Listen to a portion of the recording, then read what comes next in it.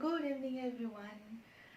Myself Dr. Priya and you are watching my channel Dr. Priya's lecture classes. In my previous class, I have discussed about the sources of iron, the bioavailability of iron from different foodstuffs. So today we will be discussing about the absorption of iron. So absorption of iron, the main question is what is the place of iron absorption? Yes, the place of iron absorption, the large part of the iron is absorbed through proximal intestine. So proximal small intestine. The place of absorption is proximal small intestine. Okay. Now coming to the process of absorption. The food we consume contains two types of iron. One is heme iron, another is non-heme iron. So heme iron is present largely in non-veg food, and non-heme iron is present largely in green leafy vegetables, cereals and pulses. We all know that from the previous class. Yes. So what happens?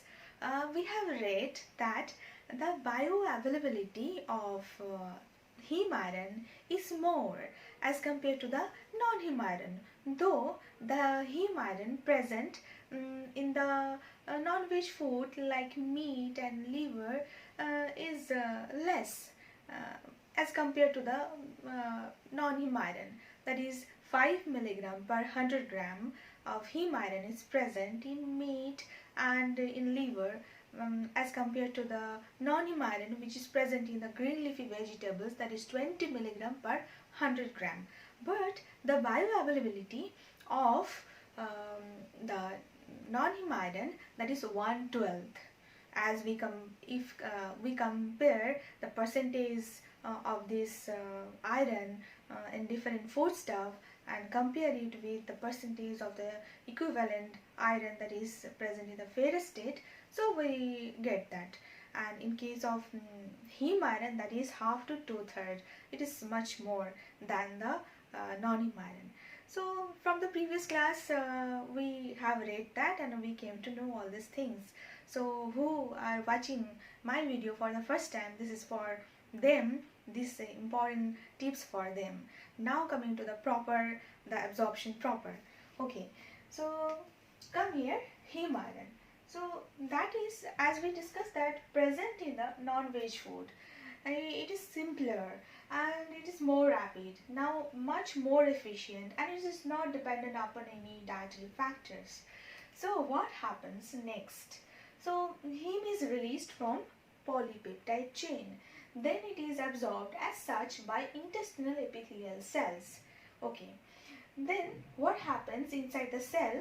The porphyrin ring is split and the iron is liberated. So after the iron is liberated, that is transported through heme transporter inside the mucosal epithelial cells.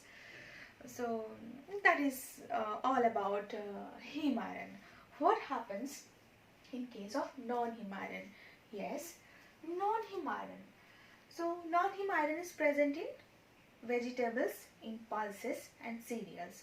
So the concentration or the content of iron in that vegetable is 20 milligram per 100 gram. We are considering the elemental iron. Okay. So what happens? We consume food and then it reaches our stomach and then it is mixed with gastric HCl. Okay. Now the important factors are there. Gastric HCl and vitamin C, that is ascorbic acid, these two things stimulate the iron absorption from proximal small intestine. So those are the stimulatory factors. And what are the inhibitory factors? Yes, the phytates, the phosphates, the oxalates present in the green leafy vegetables, the cereals, those are the inhibitory factor. So what are the explanations behind this stimulation and inhibition? Yes, the gastric HCl and the ascorbic acid present in the stomach, that will form soluble iron complexes. Those are easily absorbed from the mucosal cells. But what happens in case of phosphates? phytates and oxalates, they form insoluble substances, insoluble iron complexes that could not be absorbed through the mucosal apical cells. So it's as simple as water. Now coming to the next point. Okay. After it reaches proximal small intestine, what happens? So here I have drawn something that is intestinal lumen here, that is mucosal cell, and that is plasma. Yes. So intestinal lumen, we engulf food, we consume food. So food contains iron that is in ferric state, Fe3+. So we already know that the Fe3+ would not be absorbed through the intestinal apical cells. It has to be transferred to or converted to Fe2+, ferric to ferrous state. So what is the site of this conversion? So the site of conversion is duodenal apical cell. Yes, duodenal apical cell that contains enzyme that is ferrireductase. So ferric state has to be converted to ferrous state. So we need ferrireductase. So that contains ferrireductase. So Fe3+ is converted to Fe2+ easily. So after that, all the factors we have discussed just previously, that gastric acid and ascorbic acid and phytates, phosphates, oxalates, those act on it. So after action of those factors, what happens? Fe2+ is transported inside the mucosal cells. Now the question is, the transport of iron could not be just like a simple diffusion. So transporter is needed. So transporter is needed. The name of the transporter is DMT1. Yes, divalent metallic transporter 1 or divalent metal transporter. Yes, it is in universal transporter for the cations. So divalent metallic transporter 1. So there is another name of this transporter, that is NRAMP2. NRAMP2, natural resistant macrophage associated protein 2, NRAMP2.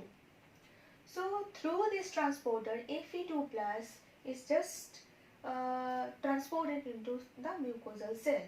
So what would be the fate of this Fe2+, ferrous iron, inside the mucosal cells? Yes, it depended upon the iron status. Hence, the iron transported into the mucosal cells. Inside the mucosal cells, depending upon the iron status of a person, it is either stored as ferritin or it is again transported to plasma. Okay, plasma, another protein is needed, that is ferroportin. So through ferroportin, ferrous iron is transported from mucosal cells to plasma.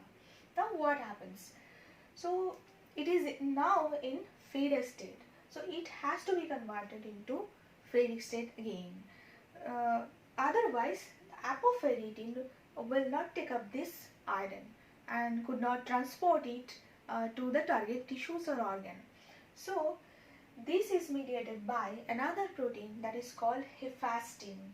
So hephaestin is a protein that is similar to ceruloplasmin that contains ferrooxidase.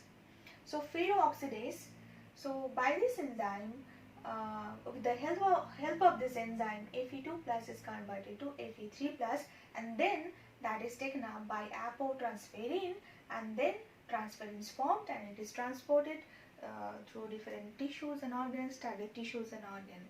So I have discussed this absorption of iron in a very simple manner, though it is very complex, and that's all for today.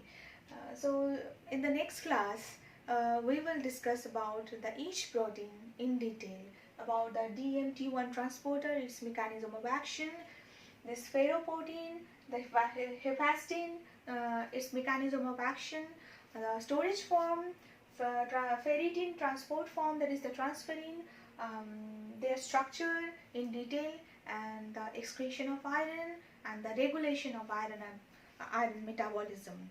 So the regulation of iron metabolism is lies here in absorption part, and the excretion of iron. So it is not excreted through urine. It is excreted only in feces and also by the shedding of the epithelial cells. So we will discuss in detail all these things later. So till then, stay happy, stay healthy, keep watching my videos, and